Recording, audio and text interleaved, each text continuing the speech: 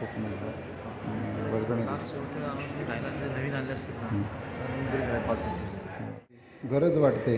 त्याचं कारण आहे त्या त्या ठिकाणी ती दैवत आहेत, त्यांची स्थिती आपल्यामध्ये स्थापन व्हावी म्हणून. तेव्हा कृपा करून प्रत्येकाने स्वतःवरच लक्ष ठेवून आपली आतली स्थिती बघायची.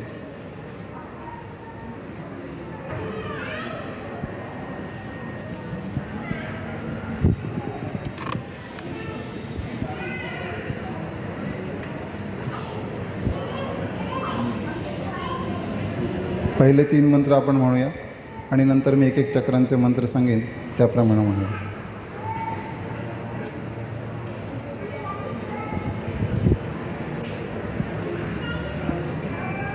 घालतात सर्वांनी बंधनं घालून घ्या.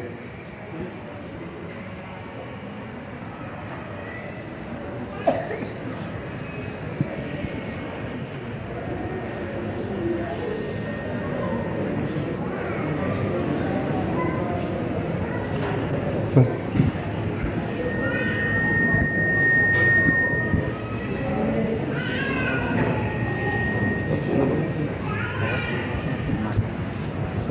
आवाज थोडा कमी करा.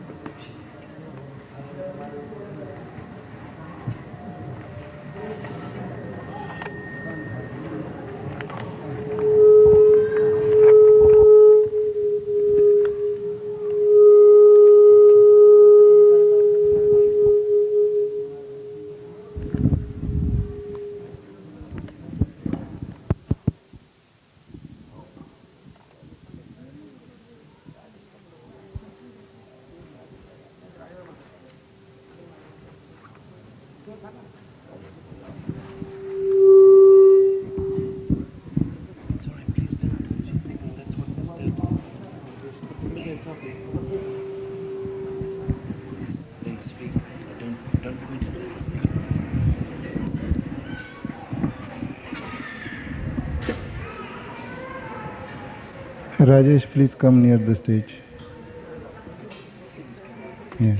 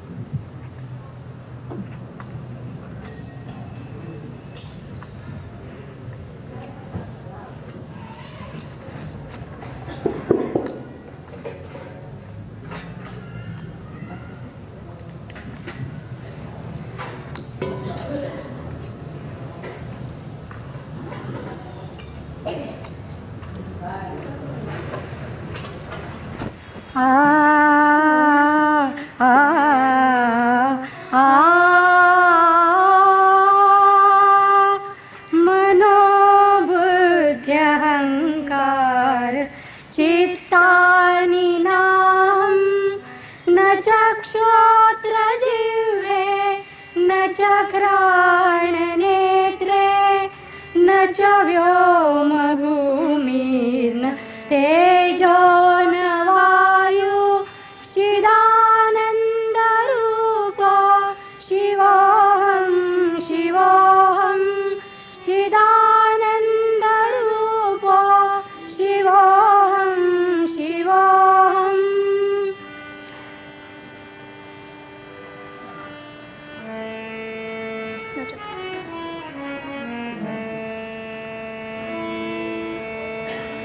न च प्राणसंज्ञो न वै मञ्चवायु न वा सप्तधातु न वा पञ्चकोशा न वा पाणिपादौ न च उपस्थपायु चिदानन्दरूपो शिवोऽहं शिवोऽहं चिदानन्दरूपो शिवोऽहं शिवोऽहम्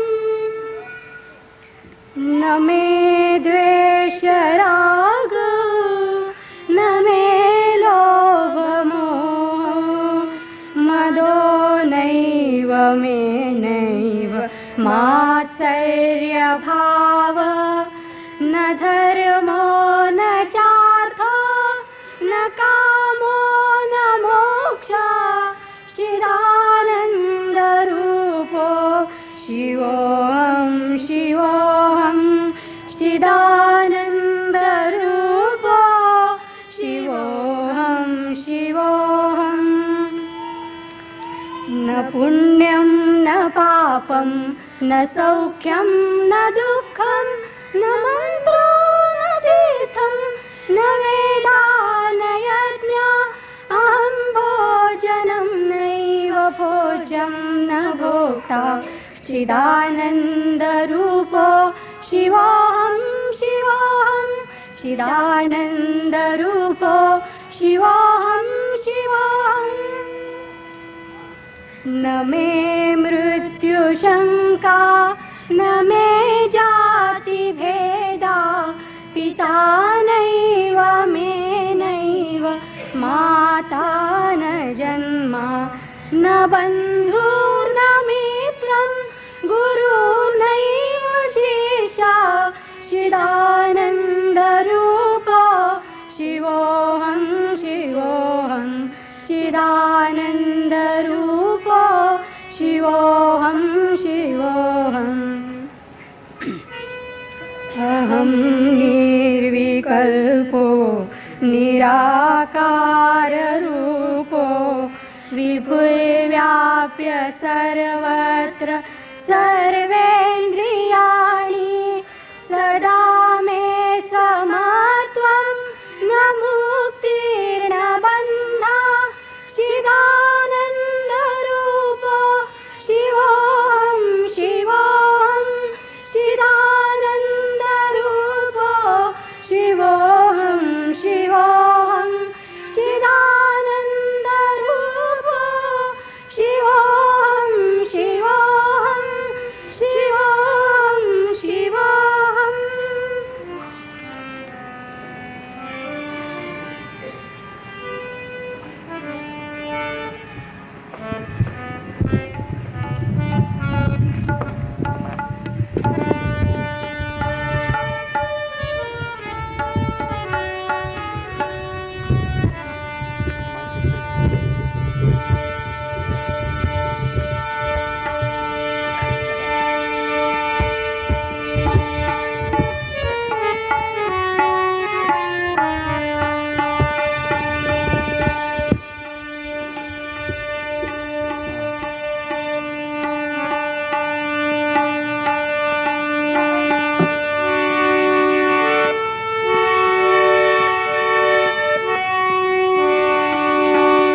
जय जय जय जय जय जय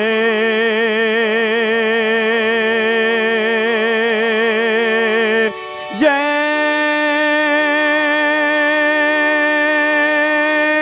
निर्मल माता जय जय जय हे भगवती श्री माता जी तव चरणों प्रणमाम जय जय हे भगवती श्री माता जी तव चरणों प्रणमाम जय जय हे भगवती श्री माता जी तव चरणों प्रणमाम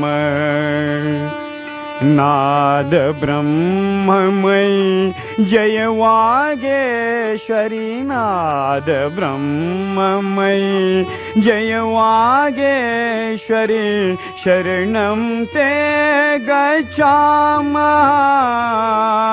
जय जय भगवती श्री माता जी तव चरणों प्रणमाम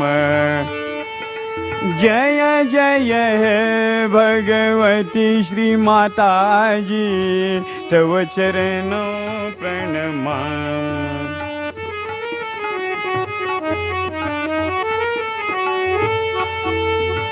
त्वमसि शरण्यां त्रिभुवन धन्यां त्वमसि शरण्यां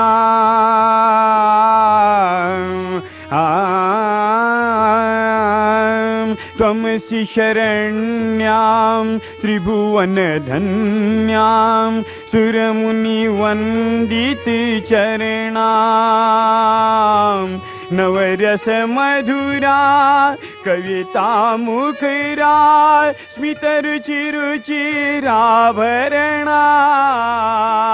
जय जय हे भगवती श्री माता जी तव चरणों प्रणमाम जय जय हे भगवती श्री माता जी तव चरणों प्रणमाम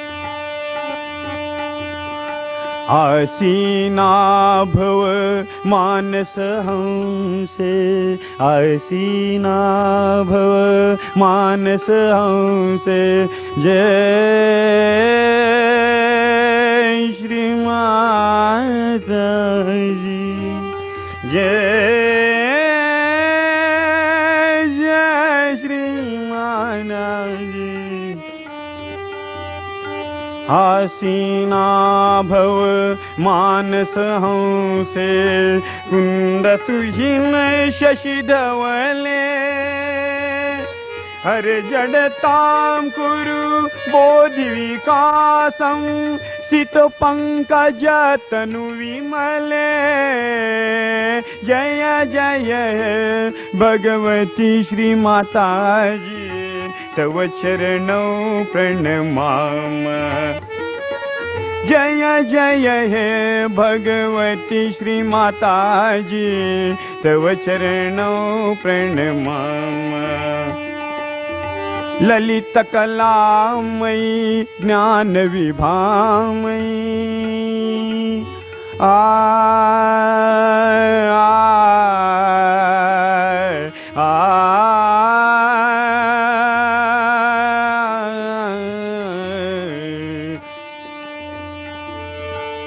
ललित कलामयी ज्ञान विभामयी वीणा पुस्तक धारिणी ललित कलामयी ज्ञानदायिनी साक्षात आदि शक्ति मतिरास्तार्नो तव पद कमले ऐकुंठा विषहारिणी जय जय हे भगवती श्री माताजी तव चरण प्रणमाम जय जय हे भगवती श्री माताजी तव चरण प्रणमाम नाद ब्रह्ममयी जय जगज्जननी नाद ब्रह्ममयी जय वागेश्वरी शरणं ते गच्छाम जय जय हे भगवती श्री माताजी तव चरण प्रणमाम प्रणमाम प्रणमाम प्रणमाम प्रणमाम प्रणमाम प्रणमाम प्रणमाम प्रणमाम जय जय भगवती श्री माताजी तव चरण प्रणमाम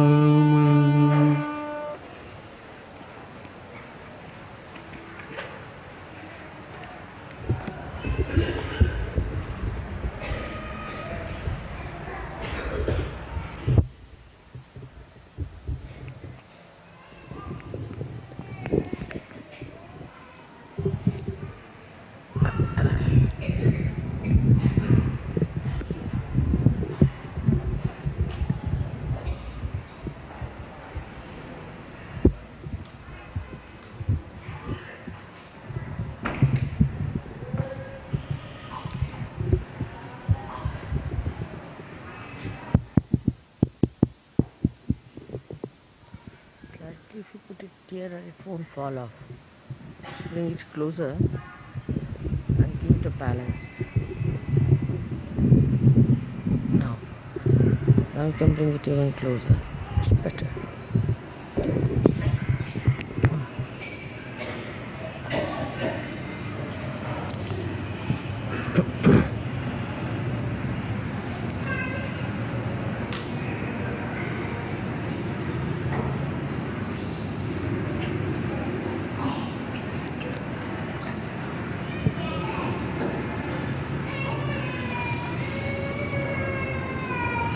ह्या पुण्यनगरीला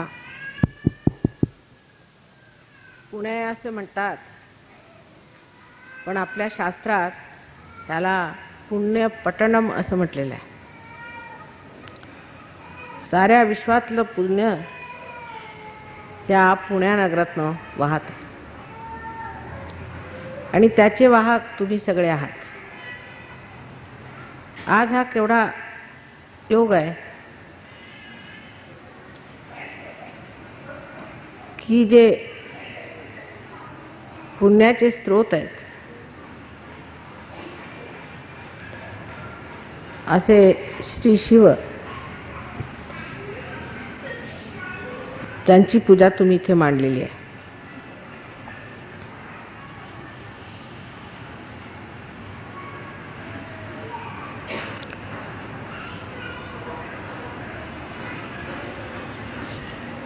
जोपर्यंत मनुष्य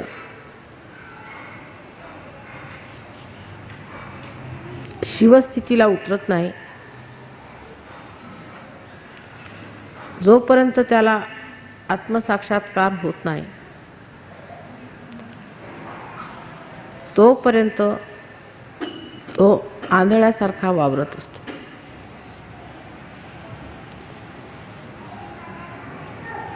कोणतीही मानवी धारणा ही एखाद्या छायेसारखी भ्रामिक असते आणि त्या धारणेला बघून धरून त्यावर आसन मांडून मनुष्य आपलं आयुष्य कंठित असतं.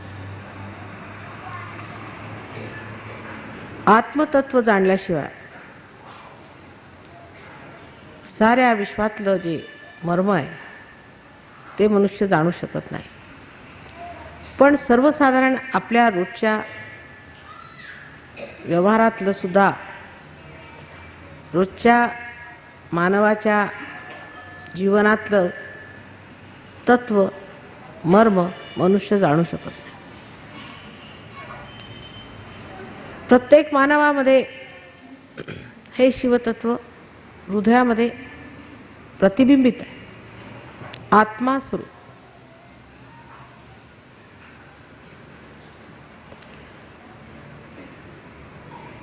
आणि हे सर्व विश्वाच्या आत्म्याचं प्रतिबिंब जे हृदयात आहे ते जाणल्याशिवाय ह्या सृष्टीचं सूत्र सुद्धा कळू शकत नाही.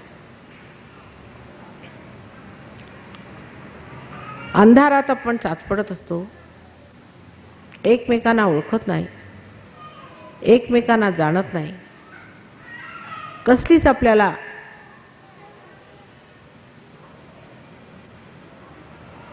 जाणीव एकमेव नसते, त्याबद्दल भ्रामकता असते.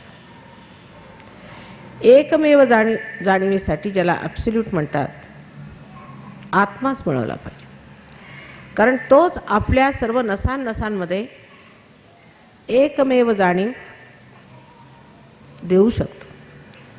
ज्याला वेदांनी विद म्हटलेलं आहे की विद झालं पाहिजे, ते आत्म्याच्या शक्तीशिवाय आपल्या नसांनसांमध्ये येणार नाही.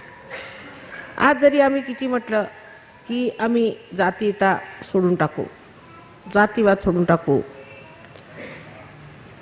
गरीब श्रीमंत मिटवून टाकू, म्हणजे असे कोणतेही प्रश्न ज्याला इश्यूज म्हणता येतील, जागतिक प्रश्न घ्या की आम्ही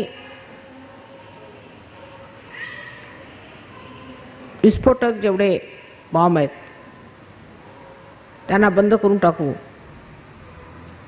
किंवा सर्व जगामध्ये एकच साम्राज्य आलं पाहिजे, अशा मोठ्या मोठ्या कितीही कल्पना केल्या आणि ते बाह्यातनं किती जरी तुम्ही साध्य केलं तरी ते निष्फळ होऊन जातं. त्याला कारण ज्यांनी हे बनवलं आहे तो मानव, ती मानवजात अजून त्या स्तराला आलेली नाही जिथे ती विश्वात्मकाला जाणेल. विश्वाचा आत्मा आपल्या हृदयात आहे. त्या आत्म्यात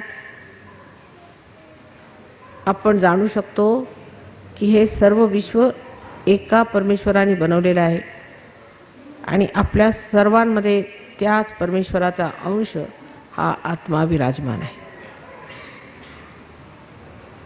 वरपांगीपणाने किती आपण म्हटलं की आम्ही सर्व एक आहोत, आम्ही सगळे भावंड आहोत, तरी ती वरवरची भावना राहील. खोल आतमध्ये हृदयात तो आत्मा बसलेला आहे. फक्त आपलं चित्त जेव्हा त्याच्या प्रकाशाने आलोकित होतं तेव्हाच मनुष्य समजतो की खरोखरच आपण एका शरीराचे अंग प्रत्यंग आहोत.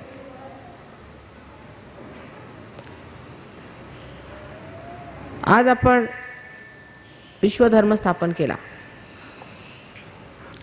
तो फक्त अशाच लोकांच्या आधारावर होऊ शकतो ज्यांच्यामध्ये विश्वात्मकाचं प्रतिबिंब पडलेलं आहे. बाह्यातल्या लोकांचा कोणताही तुम्ही असा विश्वाचा कार्यक्रम काढला तर तो फलित होणार नाही, कारण त्याच्यात काही सुद्धा सत्य नाही. तर सर्वप्रथम आत्म्याची आपल्यामध्ये जागृती ही पूर्णपणे झाली पाहिजे. तो जागृत आहे, पण त्याची जी जागृत स्थिती आहे ती आपल्या चित्तात आली पाहिजे. बाह्यातनं प्रयत्न करूनही होऊ शकते असं लोकांचं म्हणणं आहे, पण मला असं वाटतं की ती आतूनच होते. आतूनच ती आपल्यामध्ये जागृती येऊ शकते. ती म्हणजे कुंडलिनी जागरण आहे. कुंडलिनी ही शक्ती आपल्यामध्ये व्यवस्थित सुप्तावस्थेत असते आणि ज्या वेळेला तिचं जागरण होतं तेव्हा ही शक्ती, जसा एखादा दीप आपण पाजळून ठेवा आणि त्याच्यावरती एखादी शक्ती किंवा समजा गॅसची धार आली तर ती कशी पेटून निघते, तसंच आपलं चित्त आहे ते संबंध आलोकित होऊन जातं.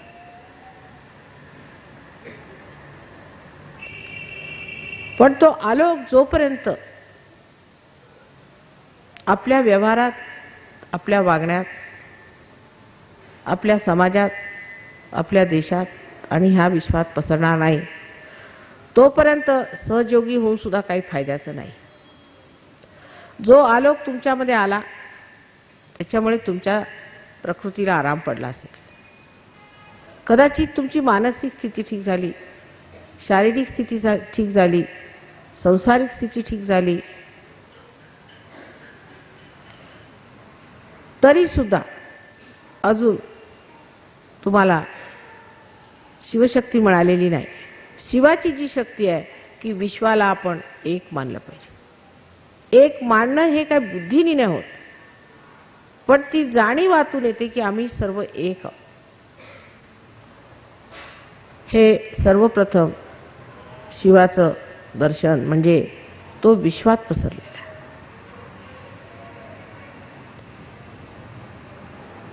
आणि त्याचं कार्य इतकं तोलून आहे, इतकं समजून आहे की तो प्रत्येकाला ओळखून आहे. आता समजा जर तुम्ही इथे दिवा लावला तर या दिव्याला हे समजणार नाही की कुठपर्यंत प्रकाश पोचवायचा किंवा कोणत्या गोष्टीला आलोकित करायचं किंवा कोणती अशी जागा आहे जिथे हा प्रकाश गेला पाहिजे. तो विचार हा दिवा करणार नाही. पण आत्म्याचं तसं नाही. एकदा जर तुम्ही आत्मा तेवला तर तो चैतन्य रूपाने तुमच्या हातातनं वाहू लागतो आणि त्याच्यामध्ये ही जी आलोकित झालेली बुद्धी आहे त्या चैतन्यातनं वाहते. ती तुम्हाला बरोबर सांगते इथे तुमचं चुकत आहे, इथे तुमचं चुकत आहे, इथे तुम्ही ठीक चालले, तिथे तुम्ही पुढे चला. म्हणजे साऱ्या परमेश्वराची जी बुद्धी आहे ती ह्या आत्म्यातून वाहते. साऱ्या विश्वातलं जेवढं कार्य परमेश्वर करतोय ते तुमच्या हातून सुद्धा त्याचप्रमाणे तो करून घेत आहे. म्हणून सर्वप्रथम आत्म्याला प्राप्त झालं पाहिजे, शिवाला प्राप्त झालं पाहिजे. आता बाह्यातनं कसं आपण शिवाकडे जाऊ शकतो ते पाहायला पाहिजे. शिवतत्वामुळे सत्य जाणलं जातं, कारण मी सांगितलं की विश्वाची सर्व शक्ती जी आहे ती एका शरीरातनं वाहल्यासारखी आहे आणि त्यामुळे कुठेही काय होत असलं तरी सुद्धा तुम्ही या शक्तीच्या द्वारे सामूहिक चेतनेत सत्य जाणू शकता. सत्य काय किंवा असत्य काय हे जे केवळ सत्य आहे, जे ॲब्सोल्यूट आहे, ते तुम्ही आत्म्यामुळे जाणू शकता. आणि ह्या प्रकाशाचा जो विशेष गुण आहे की जेव्हा हा प्रकाश आपल्या हृदयात येतो तेव्हा मनुष्य आनंदात रमण करू लागतो. आनंदाच्या उर्मी त्याच्या अंगात उडतात. त्याच्या बुद्धीत, त्याच्या वागण्यात, सर्व गोष्टीमध्ये एक चमक येते. एक विशेष मोहित करणारं, उच्च पदाला नेणारं असं एक व्यक्तित्व त्याच्यात जागृत होतं. अशा मानवाजवळ जो मनुष्य येईल त्याचा उद्धार होतो, त्याचा कल्याण होतो, तो सन्मार्गाला लागतो, उत्तम मार्गाला घेतो, आपोआपच हे घटित होतं. त्या संगतीतच हे सगळं घडून येतं. पण त्याही पलीकडे असा मनुष्य नेहमी आनंदात मग्न असतो. आनंदाला दोन बाजू नसतात, फक्त केवळ आनंद असतो. त्याला आपण निरानंद म्हणतो. केवळ आनंद म्हणजे त्याच्यामध्ये सुख आणि दुःख अशी एका नाण्याची दोन बाजू किंवा दोन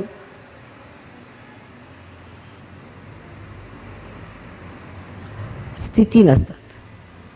मनुष्य एकमेव स्थितीत असतो आणि ती एकमेव स्थिती म्हणजे आनंद स्थिती आहे. त्यात तो साक्षी स्वरूप होऊन सुख आणि दुःखाच्या लाटांना बघत असतो. जसा काही नावेवर बसला आहे आणि समुद्राच्या कितीही लाटा आल्या तरी त्यांना तो मजेत निहाळून राहिला. ती स्थिती, त्या न्याहाळण्याची स्थिती, ती स्थिती तुमच्यात प्राप्त झाली म्हणजे आनंदाच्या उर्मी, आनंदाचं सौख्य आणि आनंदाचं राज्य काय आहे ते लक्षात येतं.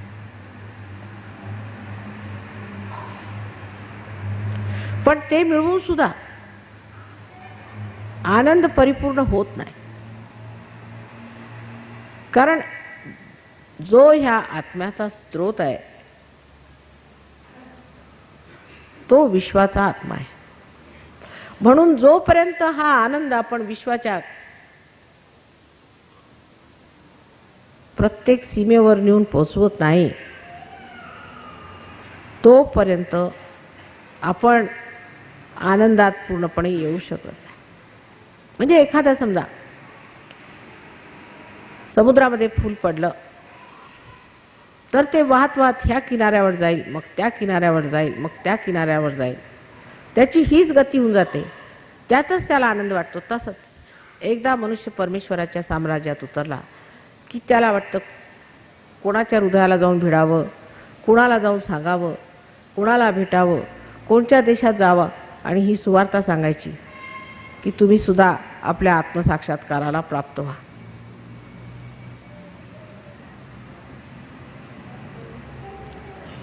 म्हणून विश्वस्वरूपत्व आल्याशिवाय आम्ही आत्मसाक्षात्कारी झालो असं म्हणता येते. जे लोक स्वतःला सहयोगी म्हणतात ते अजूनसुद्धा जाती पाती नसत्या गोष्टींना धरून बसतात. आमच्या जातीतच लग्न झालं पाहिजे, आमची जात, आमचं हे, आमचं ते, ह्या मर्यादेतनं निघाला पाहिजे. आमचा देश, आम्ही हिंदुस्थानी, आम्ही इंग्लिश, आम्ही अमेरिकन, आम्ही तुमच्यापेक्षा उच्च, तुम्ही आमच्यापेक्षा नीच, आम्ही उत्तरेत राहणारे, तुम्ही दक्षिणेत राहणारे, पूर्व पश्चिम, ह्या सर्व दिशा मानवाने ठरवलेल्या आहेत. परमेश्वराने काही बनवल्या नाही. त्यांनी काय ह्या सृष्टीमध्ये असे वेगळे वेगळे देश वगैरे बनवलेले आहेत, पण वैचित्र्य आणण्यासाठी इतकी सुंदर सृष्टी केली. पण माणसाचं डोकं प्रत्येक ठिकाणी हे शोधत असतं की आता आपण आपल्याला कसं वेगळं करून घ्यायचं, अलगद कसं करून घ्यायचं. तर आता मग पुणेकर झाले, मग मुंबईकर झाले, मग त्यातल्या त्यात पुणेकरमध्ये सदाशिव पेठवाले झाले, मग त्यातले आणखीन आतमध्ये गेले तर ते आणखीन कोणत्या विहिरीत जाऊन बसतील देवाला ठाऊक. पण सहयोगांनी विहिरीत लावलं नाही पाहिजे, सरोवरामध्ये फुलासारखं फुललं पाहिजे. जो सहयोगी अजून सुद्धा अशा विहिरीत आहे त्यांनी लक्षात घेतलं पाहिजे की तो अजून पूर्णपणे सहयोगात उतरलेला नाही. तर सर्वप्रथम आपल्यामध्ये विश्वाचं जे स्वरूप आहे ते मान्य केलं पाहिजे, तरच आपण शिवतत्वाला उतरलो.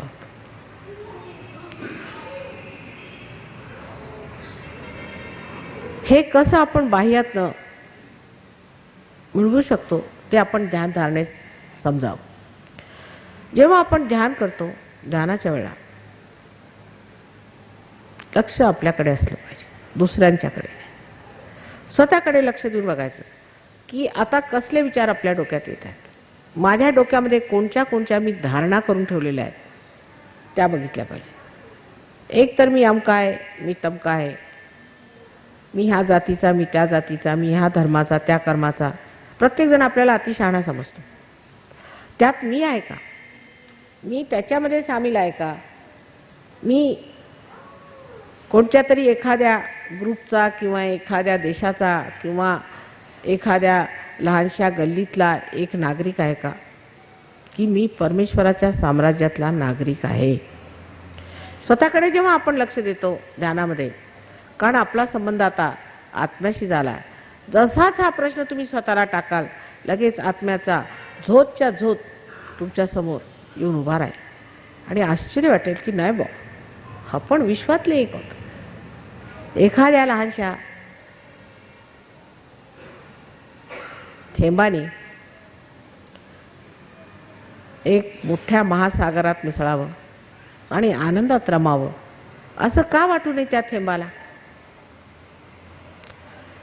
उलट त्या थेंबाचे आणखीन अणू परमाणू होण्याकडे लक्ष का असावं त्याचं.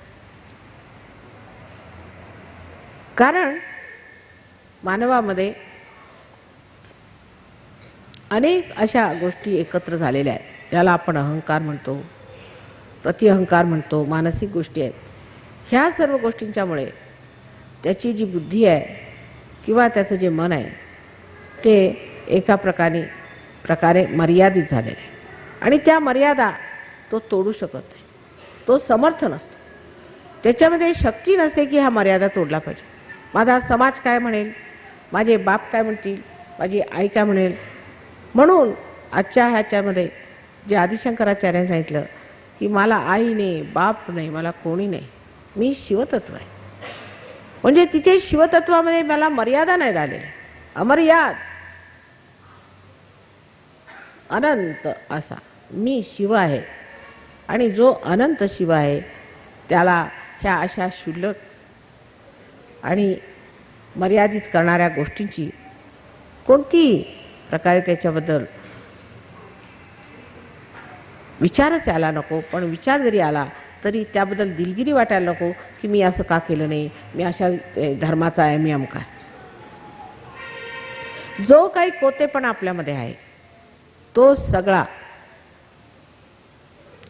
ह्या आपण धारणा केलेल्या गोष्टींमुळे आहे किंवा आपल्यामध्ये ज्या धारणा केलेल्या गोष्टी आहेत त्यांच्यामुळे.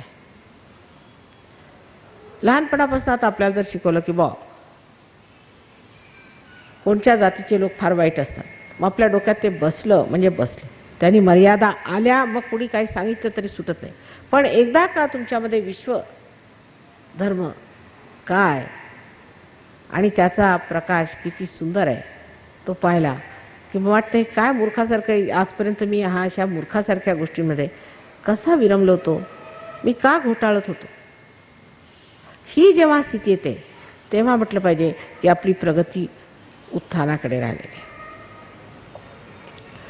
म्हणून सर्वप्रथम ही गोष्ट लक्षात ठेवली पाहिजे की आत्म्याची पूर्ण जाणीव व्हायच्या आधी आपल्या बुद्धीमध्ये पूर्णपणे प्रकाश पडला पाहिजे. जे बुद्धीवर पांघरून पडलेला आहे, जो अंधार आहे तो अंधार आपल्यामधनं गेला पाहिजे. आणि त्यासाठी फक्त स्वतःकडे लक्ष नुसतं द्यायचं. आता एखादा मनुष्य अत्यंत क्रोधी आहे समजा, लहानपणापासून त्याला क्रोध येतो कारण वातावरण त्याचं असं होतं, अशा वातावरणात राहिला जिथे त्याला क्रोधी व्हावं लागलं. पण म्हणा कोणत्या गोष्टीवरच बोजा घालतो, त्याचा स्वतःवर घेत नाही. तेव्हा असं म्हणू की त्याच्या आईने त्याला त्रास दिला किंवा वडिलांनी त्रास दिला किंवा काहीतरी झालं म्हणून तो असा झाला समजा, एक घ्या अशी गोष्ट. आता त्या क्रोधी माणसाला जर तो क्रोध अजून जास्तोय तर अजून त्याच्या हातात आत्म्याची तलवार आलेली नाही. आणि ही आत्म्याची तलवार ही प्रेमाची आहे आणि फुलांनी गुंफलेली आहे. तर तिसरी गोष्ट लक्षात ठेवण्याची म्हणजे अशी आहे की आत्मा हा प्रेमस्वरूप आहे, निव्वळ प्रेम आहे. पण त्या प्रेमाला समजायला आपल्याला सुद्धा परत आत्मसाक्षात्कारच पाहिजे. आत्मन्यवात्मने तुष्टा, आत्म्यानेच आत्म्याला जाणता येतं असं म्हणतात. म्हणजे असं आहे की जर तुम्हाला डोळे नसले तर तुम्ही स्वतःचे डोळे सुद्धा आरशात बघू शकत नाही. तसं जोपर्यंत तुम्हाला आत्म्याची ओळख झालेली नाही तोपर्यंत तुम्ही ह्या आत्म्याचं स्वरूप सुद्धा जाणू शकत नाही. आणि ह्याचं मुख्य स्वरूप म्हणजे की हा नुसता प्रेमाचा पुंज आहे, प्रेम आहे. पण ह्या प्रेमाला आपण जसं जाणतो तसं प्रेम नव्हे.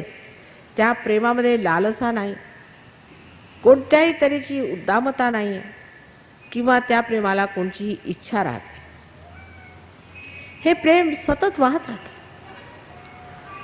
राहतं आणि त्यातनं जे काही उत्तम आहे, जे हितकारी आहे, ज्याला इंग्लिशमध्ये बेनेवलन्स म्हणतात, ते घडवून आणत असतं. आणि ते घडवताना कोणत्याही तऱ्हेची दुखापत, इजा किंवा जबरदस्ती तो दुसऱ्यांवर करत नाही. ते आपोआपच घडून येतं, आपोआपच ते घटित होतं. जे आपोआप घटित होतं, जे सहज आहे, ज्याला आपण स्पॉन्टेनियस इंग्लिशमध्ये म्हणतो, ती सहज स्थिती जर तुमच्यात आली आणि आपोआपच त्या प्रेमाची शक्ती जर वाहत सुटली तर तुम्हाला आश्चर्य वाटेल की या प्रेमाच्या शक्तीने सर्व कार्य होतं, तुम्ही काहीही करायला नको. पण फक्त त्याच्यामध्ये हे लक्षात ठेवलं पाहिजे की आपण ज्याला प्रेम म्हणतो ते कोणत्या प्रकारचं आहे. पहिल्यांदा निरपेक्षता पाहिजे. आता एक लहानशी गोष्ट, समजा आम्ही अमेरिकेहून साड्या घेऊन आलो. कोणाला सांगितलं का हो तुम्ही असं करा, आम्ही इतक्या आणल्या आहेत 11 साड्या, आता 11 लेडीज शोधून काढा. तर एक आपली आई, एक आपली बहीण, एक मुलगी आणि एक आमची बहिणी, असं करून सगळे नातलग त्यांनी जोडून आणून ठेवून दिले माझ्यासमोर. असं का म्हटलं, अहो निदान आडनाव तरी वेगळं असलेलं बरं असेल. तुम्ही एकदम एकाच आडनावाची 11 माणसं कशी उभी केली. अहो पण मात्र ते असं आहे ना की मी त्यांना ओळखतो तेव्हा मला माहिती आहे. असं का म्हणजे तुम्ही सहयोगी आहात ना, मग तुम्ही इतरांना ओळखत कसे नाही. मग आता दुसरं कोणातरी बोलवा. त्यांनी अशी 4 नावं आणली म्हणजे मी बुचकळ्यात पडले की आता करायचं तर काय करायचं. तेव्हा ज्या प्रेमाला निरपेक्षित आहे. आता हे निरपेक्ष प्रेम कसं असतं, जिथे माझी भावना तुटते, माझं घर, माझा मुलगा, माझा भाऊ, माझी बायको, ही जिथे भावना राहिली तिथे निरपेक्षता नाही. अर्थात प्रत्येकाशी तुमचा जसा संबंध आहे तो संबंध आहे, पण त्या ठिकाणी चिकटलं नाही पाहिजे. मी पुष्कळदा उदाहरण देते की जेव्हा जमिनीतनं शक्ती निघते आणि ती एखाद्या झाडात वावरते, त्यावेळेला जर समजा ती जाऊन एखाद्या फुला जाऊन अडकली तर ते झाड तर मरून जाणारच, पण ते फुले मरून जाणार. तेव्हा ही निरपेक्षता ही सगळीकडे वाहते, ज्याला जे पाहिजे ते देत आहे. आता ही बघा, आपल्या इथे बसलात तुम्ही, इथे सगळ्या तऱ्हेची वीजशक्ती, इलेक्ट्रिसिटी येत आहे. त्यांनी काही तर लहान लहान दिवे लावलेत, काही मोठे दिवे लावलेत, काही तिकडे फोटोग्राफ चालले आहेत, इकडे हे मी बोलते ते माझं भाषण ते उचलत आहेत, सगळीकडे पंखे चालले आहेत. बघा कितीतरी कामं करतायत, ज्याला ज्याची गरज आहे त्याला करतात. पण ती कोणाला चिकटू नये का, ती शक्ती चिकटू नये. पण जेव्हा जिवंतपणा येतो माणसाला तेव्हा तो चिकटायला लागतो. आणि मनुष्य झाला म्हणजे अति चिकट होतो, फारच चिकट. म्हणजे मी कधी कधी म्हणते की माणसाला चिकू म्हटलं पाहिजे, कारण चिकू शब्द बरोबर शोभतो त्याला. प्रत्येक गोष्टीला चिकटायचं, काही असलं की चिकटायचं. आणि हे चिकटणंच आहे ते शक्तीला ओढून घेतं आणि त्याला विद्रूप करून टाकतं. मग सुरुवातीला माझा मुलगा, मग शेवटी माताजी आता ह्या मुलापासून मला कसं तरी सोडवा, मला फार छळतोय. म्हणजे त्याचे इलाज होतच जातात, असं नाही की त्याचे इलाज नाही होत. म्हणून हे लक्षात ठेवलं पाहिजे की निरपेक्षता माणसामध्ये असायला पाहिजे. निरपेक्षतेमध्ये मनुष्याने प्रेम केलं पाहिजे. आपली मुलगी आहे, मुलगा आहे, ठीक आहे, तुमची जबाबदारी आहे ती पूर्ण करायची, पण त्याच्यात अपेक्षा नको, पहिली गोष्ट. आणि दुसरं हे माझं आहे म्हणून करायचं असं नाही. उद्या जर तुमच्या दारी दुसरी एखादी मुलगी आली तर तिच्यावर सुद्धा तितकंच प्रेम करता आलं पाहिजे, तर तुम्ही निरपेक्ष आहात. म्हणजे सुरुवात. पण जी विश्वावरती प्रेमाची पाखर घालावी लागते, त्याच्यात जो आनंद आहे तो म्हणजे परमेश्वरालाच विचारला पाहिजे की किती आनंद आहे त्याच्यामध्ये. जर परमेश्वराने आपल्यावर जर प्रेम केलं नसतं तर त्यांनी सृष्टीच रचली नसती. डोकं दुखी आहे. सृष्टी रचा, मग त्यात माणसं तयार करा, ते तुम्हाला मारायला उठतात, वेड्यासारखे वागतात, परत तुम्ही त्यांना ठीक करा, मग त्यांना रिअलायझेशन द्या, मग त्यांना आत्मसाक्षात्कार द्या, आणि तरी ते वेड्यासारखे इकडे तिकडे धावतच असतात. मग कसं तरी त्यांना बोटीत बसवा, जबरदस्ती बांधून ठेवा, तरी सुद्धा त्यांचं डोकं इकडे तिकडे चाललेलं आहे. पण ते निरपेक्ष असल्यामुळे सगळा खेळ आहे, निरपेक्ष. फक्त एकच की परमेश्वर हा प्रेमाची भक्ती करत असतो, प्रेमाच्या आनंदात. मी प्रेम करतो हाच त्याचा आनंद, आणि त्या प्रेमातच तो राहतो.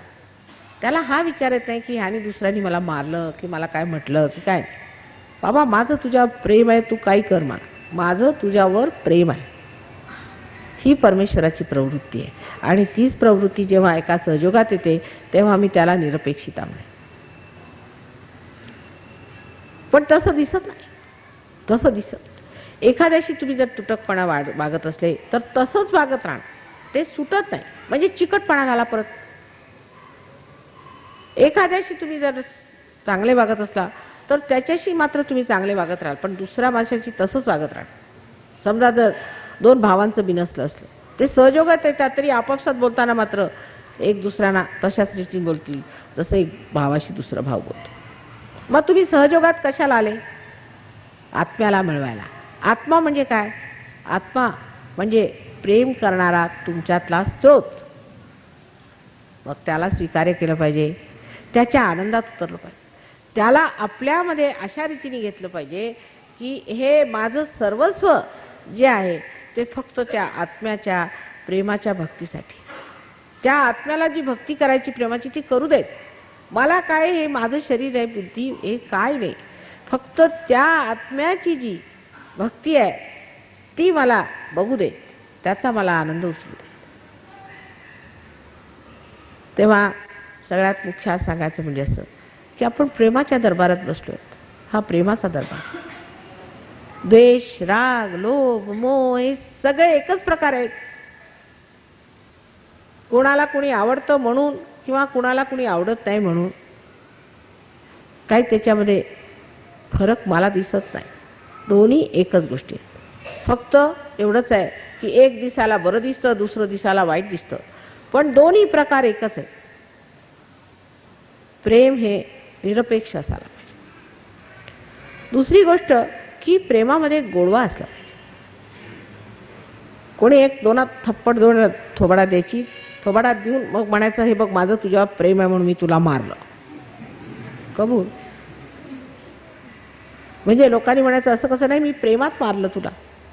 आणि काही काही पद्धत असते की आता कुणाला जर भेटायला गेले तर जोपर्यंत हातातनं अर्धा शेर वजन नाही काढणार तोपर्यंत ते हातच शेक करत राहतील तुमचं. वाटतं हे काय भेटायची पद्धत झाली. आणि हृदयात काहीच नाही, वरपांगीपण. त्या वरपांगीपणामुळे अगदी तुमचे म्हणजे हात धरून अगदी हलवतील, वा वा काय भेट झाली, अमुक झालं तमुक झालं. तुम्हाला वाटते कधी हात सुटून कधी नाही.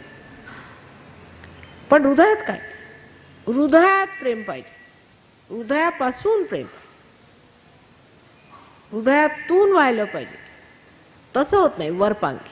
आणि ह्या वरपांगी प्रेमाने मनुष्याला कधी कधी अशी भूल पडते की मी किती चांगला मनुष्य, मी किती प्रेमळ आहे आणि मी सगळ्यांशी फार प्रेमळपणाला वागतो.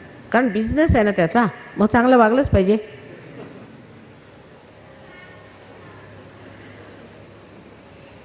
पण प्रेमामध्ये मनुष्य अत्यंत गोड असतो, आतून बाहेरून, आतून आणि बाहेरून. कडू नसतो. त्याचा कडूपणा सुद्धा गोड लागायला लागतो, असा तो गोड असतो. जोपर्यंत तो गोडवा सहज योगांच्या मध्ये येणार नाही तोपर्यंत तुम्हाला मानायला कोण तयार होईल? अहो असे लेक्चर देणारे, भाषण देणारे, आणखी लोकांना बाता सांगणारे पुष्कळ आहेत आपल्या देशात. तर अगदी पेव फुटलं या लोकांचं, गल्लोगल्ली बसलेत. तुम्हाला पाहिजे तर वाटेल तितके पुण्याला सुद्धा मिळते. पण त्याने काय तृप्ती होते का आपली? सगळं खोटं आहे ते, वरपांगी.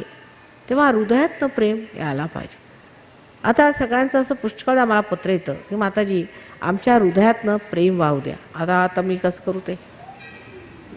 अहो तुम्ही हृदय उघडा की. आता हृदय कसं उघडायचं एवढं मी सांगते. हृदय कसं उघडायचं? सर्वप्रथम एक लहानशा गोष्टीवरनं सुरू करायचं. आधी लिस्ट करायची की कोणत्या कोणत्या लोकांवर माझं प्रेम आहे आणि कोणत्या कोणत्या लोकांबद्दल मला द्वेष आहे. पहिल्यांदा मग ज्यांच्यावर मला द्वेष आहे त्यांना प्रेमपत्र लिहायचे. फार कठीण काम, फारच कठीण. त्यांना लिहायचं की बघा मला तुमची फार आठवण येते, कारण तुम्ही किती थोर आहात. नसले तरी चालतील पण म्हणायला काय हरकत नाही. आणि मला फार बरं वाटेल तर तुम्ही माझ्या पत्राचं उत्तर पाठवाल तर करून बघा जमतं का. कारण आत्म्याने तुम्हाला समर्थ केलेलं आहे, समर्थ केलं आहे. पण वरपांगीपणाने नाही. त्याला असं नाही वाटलं पाहिजे की वा चांगलं पत्र आलं ना, आता उद्या काहीतरी मागणी येणार. हे पहिलं पत्र म्हणजे इंट्रोडक्शन असणार यांचं. तेव्हा मनापासून हृदयापासून एक प्रेमपूर्वक पत्र पाठवायचं अशा लोकांना ज्यांच्याबद्दल आपल्याला अत्यंत द्वेष वाटतो, वाईट वाटतं, पण सहयोगी आहे. पहिल्यांदा सहयोगावर सुरू करायचं. सहयोगी असले पाहिजे पहिली गोष्ट.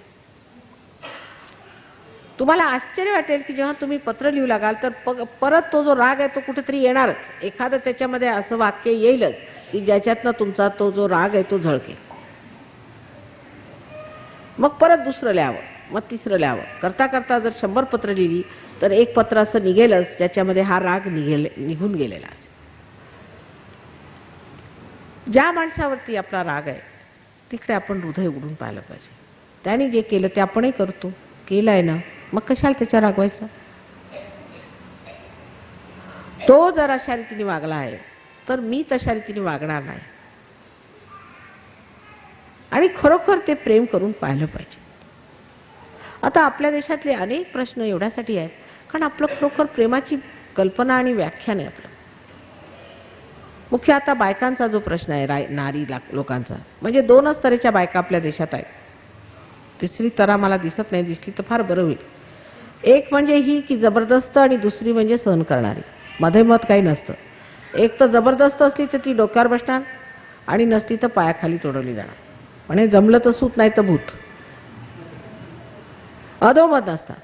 त्यामुळे काय आहे की एकंदर समाज अत्यंत विक्षिप्त झालेला आणि तो जी बाई सहन करते तिचाच गळा घोटत जाणार आणि जी जबरदस्त असते तिच्या पायाखाली जातात.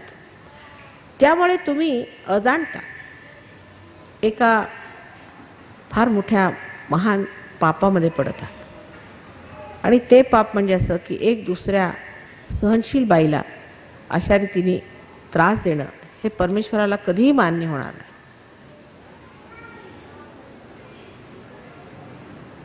अनेक असे प्रश्न आहेत आपल्याकडे. आता समजा जातीपाती आहेत, त्याच्यामध्ये उच्च नीच आहे, गरीब श्रीमंत, हे प्रश्न आहेत.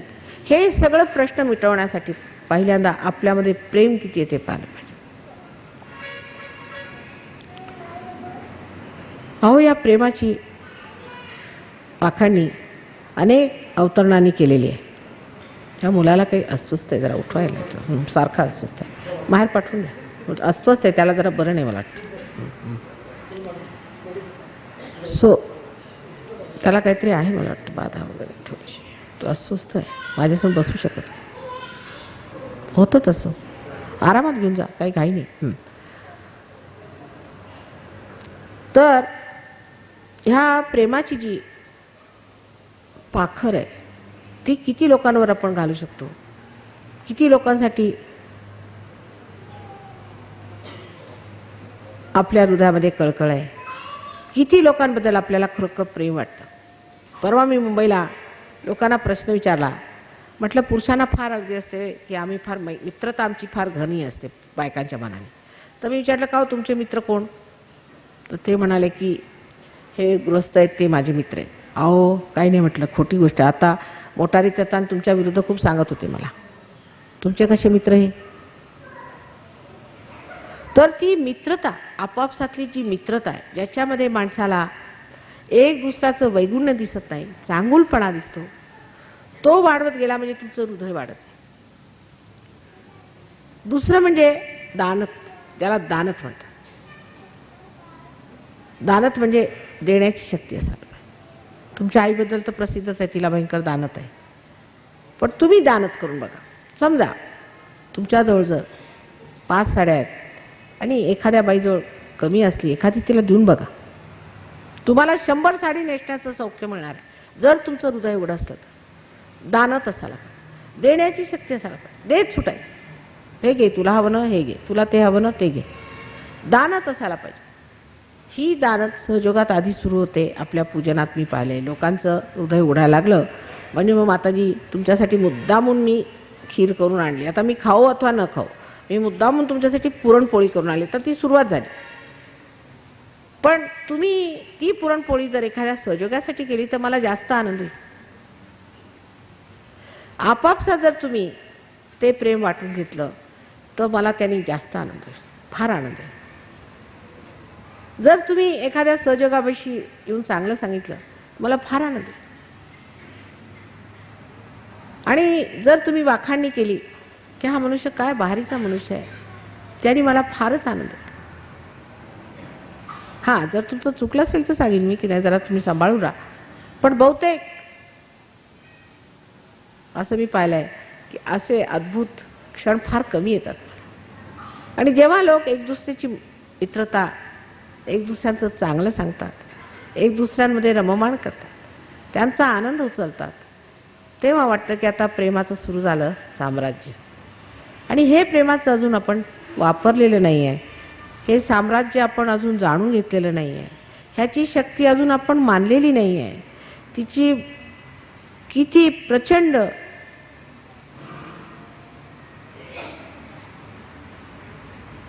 क्रियाशीलता आहे तिकडे आपलं लक्ष नाही. इतका त्याच्यामध्ये जोर आहे की सगळे तुमचे जेवढे काही मोठमोठाले आज साम्राज्य दिसतात, मोठमोठाले तुम्ही ॲटम बॉम्ब वगैरे तरून केलेले आहेत, जे काही तुम्ही द्वेषावर उभारलेले ते एकदम हाणून पडणार, एकदम जमिनीवर जमीनदोस्त होऊन जातील ते. पण ती वापरता आली पाहिजे, तिची जाणीव झाली पाहिजे की मी प्रेमाचा पुजारी आहे, मी प्रेमात आहे, मला राग द्वेष लोभ वगैरे काही माहित नाही, मी फक्त प्रेमाचा पुजारी, मला भक्ती फक्त प्रेमाची करायची, असं आमच्या आईने सांगितलं. तिने त्या भक्तीत आम्हाला स्वतःशी जोडून घेतलंय आणि आम्ही तीच भक्ती दुसऱ्याशी करणार. मग कोण जात नाही, कोण पात नाही, कोण कुठला नाही, कोण काय. द्वेषामध्ये मनुष्य एखादं वैगुण्य बघून त्याच्यावर डोकं जमून बसून जातं, पण प्रेमामध्ये एखादं गुण, एखादा विशेष आनंददायी क्षण आठवावा. कसं चांगलं बोलले होते बरं त्या दिवशी ते. मग त्याच्यावर बांधावी आपली इमारत, हृदयाची इमारत बांधायची. कसं बरं? प्रेमाने बोले. किती बरं वाटलं नाही का? ती कसंच अलगद येऊन त्यांनी असं म्हटलं. पण तुम्ही जर कुणाला काटून बोलाल ते कधीच तुमच्यासाठी चांगला विचार ठेवू शकत नाही. आपल्या लक्षात कसं येत नाही की आम्ही जर दुसऱ्यांशी वाईट बोललो तर तो आमच्याबद्दल वाईट बोलणारच. तो कशा चांगलं बोलणार? तो काय म्हणेल, वा वा काय चांगलं आहे आणि मला 4 शिव्या घातल्या. असं होऊ शकतं का? साध्या सहज आपल्या शहाणपणात सुद्धा मनुष्याने समजलं पाहिजे की आपण दुसऱ्याच्या विरुद्ध जर इतकं भाडभाड बोललो तर तो मनुष्य काय तुमच्या गळ्यात येऊन हार घालणार आहे? तेव्हा हृदय उघडताना एवढं लक्षात ठेवलं पाहिजे की ह्या माणसाला आपण आपल्या हृदयामध्ये स्थान दिलेलं आहे. आता ह्या हृदयामध्ये प्रेमाची शक्ती आहे, ती शुद्धीकरण करते, ती पवित्र करते, ती ह्या माणसाला पवित्र करेल. त्याच्यावर सोडून द्यायचं. आता तोच कदाचित तुम्हाला त्रास देईल थोडासा, प्रयत्न करावा. प्रयत्न करायला काही कठीण काम नाही. आणि तुम्हाला आश्चर्य वाटेल, तुम्हाला असं वाटेल की आपण सर्व विश्वा एवढे झालो की काय. लहानपणी नेहमी मला वाटायचं की हे विश्वाचं कार्य करायचं आहे, कसं काय होणार, माझी भेट लोकांशी कशी होईल. तर एकदम माझं हृदय असं वाटायचं की खूप मोठं होत चालेल, त्यात सगळे समावत चालेल. इतका आनंद वाटायचा त्या गोष्टीने. त्यावेळेला नुसतं चित्र बघत असे मी, पण आज ते साक्षात दिसतंय समोर. जागोजागी हजारो सहयोगी बसलेले आहेत, त्या प्रेमाच्या ह्याच्यात स्नात होते. तसंच प्रेम तुम्ही सगळ्यांना द्यावं. आणि आजचा जो विशेष कार्यक्रम आहे शिवपूजेचा, त्यात हृदयामध्ये एक विचार ठेवावा की आजपासून मी प्रेमाची भक्ती करणार आहे. आईने सांगितलंय प्रेमाची मी भक्ती करणार, प्रेमच करणार. आणि ते करून जरी थोडासा त्रास झाला तरी ती तपस्विता आहे, ती सहन करीन. पण मी प्रेम करीन, साऱ्या जगावर प्रेम करीन आणि निरपेक्षतेने ते प्रेम करणार आहे. लहानशा कूपमंडूकासारखं फक्त आपले माझं माझी करणार नाही, पण सगळ्यांच्यासाठी जे होईल ते मी प्रेमाने करेन. मग लोक लाथाडतील, कदाचित काही बोलतील सुद्धा, माझं तसं केलं पुष्कळ. पण प्रेमाची शक्ती फार जबरदस्त असते हे जाणून त्याच्यावर पूर्ण विश्वास ठेवून त्या भक्तीने ते केलं पाहिजे. असो, आता पूजेची वेळ झालेली आहे. आता मी पुण्यालाच वास्तव्य करायचं ठरवलेलं आहे आणि आज शिवपूजा इथे करून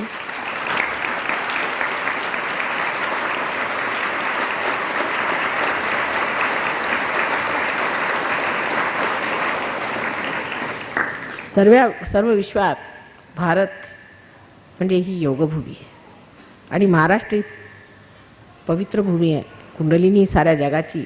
महाराष्ट्र म्हणजे केवढा मोठा देश आहे, त्याचं वर्णन करावं तेवढं थोडं आहे. आणि त्यात महाराष्ट्रात पुणे हे त्याचं हृदय आहे आणि ह्या ठिकाणी शिवाची आज स्थापना करायची आहे. आणि माझं इथे वास्तव्य झाल्यावर कैलासच इथे उतरला पाहिजे अशी माझी इच्छा आहे आणि तुम्ही सर्वांनी त्यात मदत केली पाहिजे. आणि कैलासवासी जसे लोक असतात की कैलासावरती राहून अगदी थंड मनाने थंड प्रकृतीचे, तसे आपण सगळ्या सहयोगाने इथे झालं पाहिजे. लोकांना वाटलं पाहिजे की पुण्यामध्ये खरोखर साम्राज्य कैलासासारखं श्री सदाशिवाचं आहे. अशीच सगळ्यांच्याकडनं अपेक्षा करून मी इथे वास्तव्य करायचं ठरवलं आणि सगळ्यांनी माझी कृपा करून मदत करावी.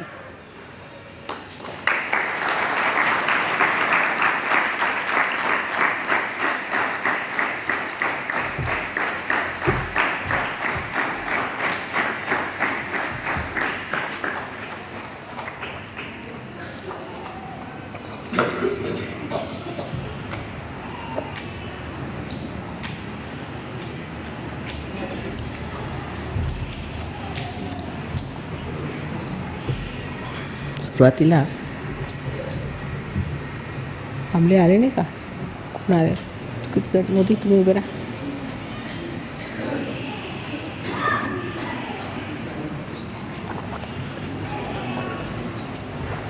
दामले आलेत का मुंबई? नाही आले वाटतं.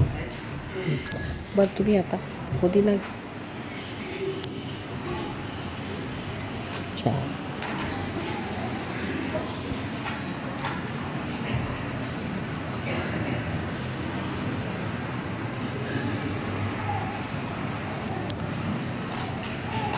या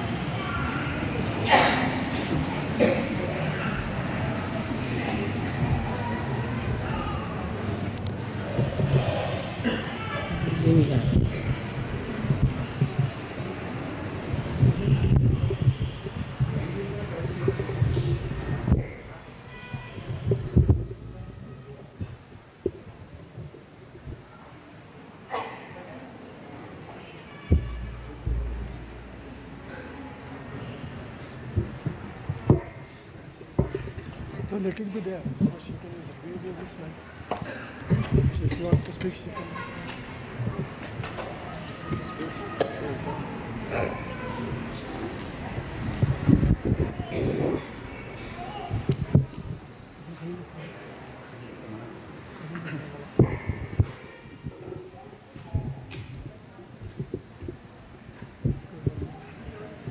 I'm all right. They will need. तुम्ही घ्या.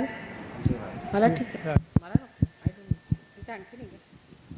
पण आता असं करा की कोणाला तरी इथे बाईक आल्या तरी टाकू. अहो इकडे आत.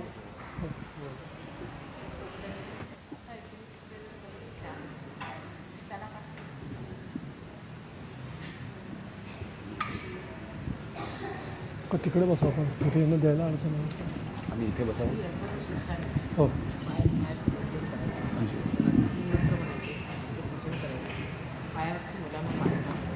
जी सर.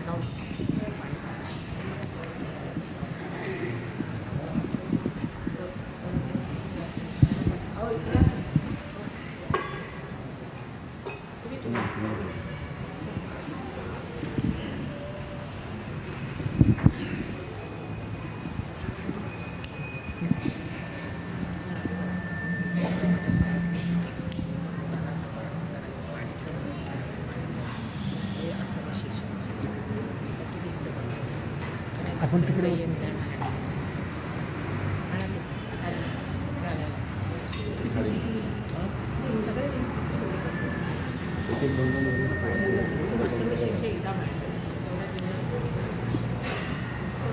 आता 11 मुलं होती समोर बसले तेवढी मुलं बाकी